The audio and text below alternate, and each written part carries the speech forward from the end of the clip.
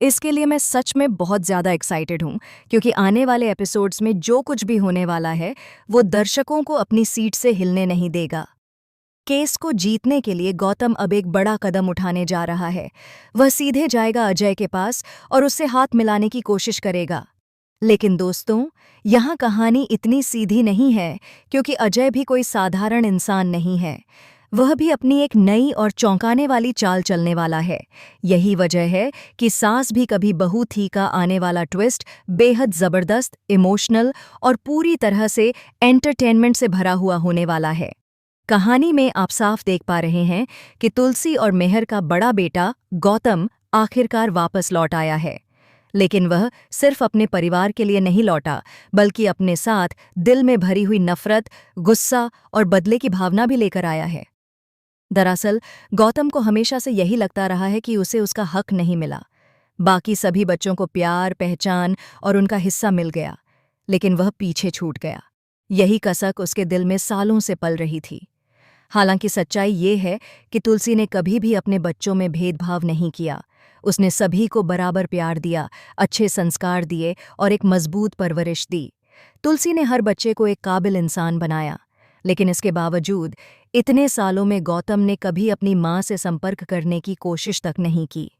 उसके दिल में इतनी जहरीली नफरत भर चुकी है कि अब वह अपनी ही बहन परी के खिलाफ खड़ा हो गया है। और दोस्तों, मामला यहीं खत्म नहीं होता। अब सिर्फ गौतम ही नहीं, बल्कि अंगद भी परी के खिलाफ हो चुका है। वह चोरी छुपके रणविजय का सपोर्ट कर रहा है। यह बात अभी तक तुलसी को पता नहीं है, लेकिन जैसे ही तुलसी को इस सच्चाई का पता चलेगा, वह गुस्से में आकर अंगद को थप्पड़ जड़ने वाली है। यह सीन बेहद इमोशनल होने वाला है।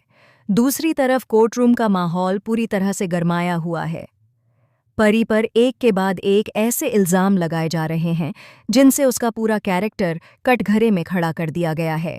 कहा जा रहा है कि उसका चरित्र ठीक नहीं है। उसने अपने पहले पति को अपने बॉयफ्रेंड रणविजय के साथ मिलकर धोखा दिया था, और अब वही परी रणविजय पर आरोप लगा रही है, तो जाहिर है कि ये इल्जाम भी झूठे ही होंगे। लेकिन दोस्तों, सवाल ये है कि क्या सच में एक इंसान अगर कभी गलती कर दे, तो वह जिंदगी भर उसी गलती की सजा भुगते? क्या ये मुमकिन नहीं कि इस बार परी सच बोल रही हो और उसके साथ सच में जुल्म हुआ हो? ऐसे में कहानी में आने वाले ट्विस्ट और भी ज्यादा रोमांचक हो जाते हैं, क्योंकि अजय इस केस में परी का सबसे बड़ा और सबसे अहम गवाह बनने वाला है। परी पर जो भी अत्याचार हो रहे हैं, जो मारपीट और हिंसा हो रही है, उसके पीछे असल में रणविजय ही है। लेकिन वह बड़ी चालाकी से हर बार खुद को बेगुनाह साबित कर देता है। अगर यह केस रणविजय जीत जाता है, तो उसे न सिर्फ शेयर्स मिलेंगे, बल्कि एक भारी भरकम मुआवजा भी हाथ लगेगा। यानी फिलहाल पूरा केस रणविजय की तरफ झुकता हुआ नजर आ रहा है। इसी वजह से गौतम अजय से मिलने जा रहा है, ताकि उसे अपने पक्ष में कर सके और परी के खिलाफ गवाही दिलवा सके।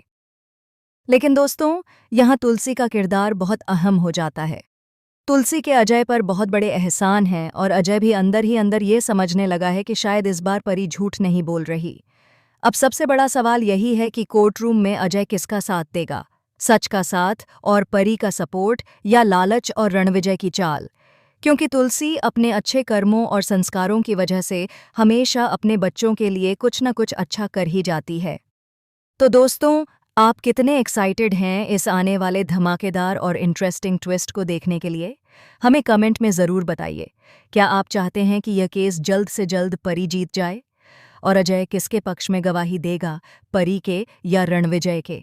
अपनी राय कमेंट में ज़रूर शेयर करें, और ऐसी ही टीवी सीरियल की लेटेस्ट और एक्सक्लूसिव अपडेट्स के लिए चैनल को अभी सब्सक्राइब कर लें।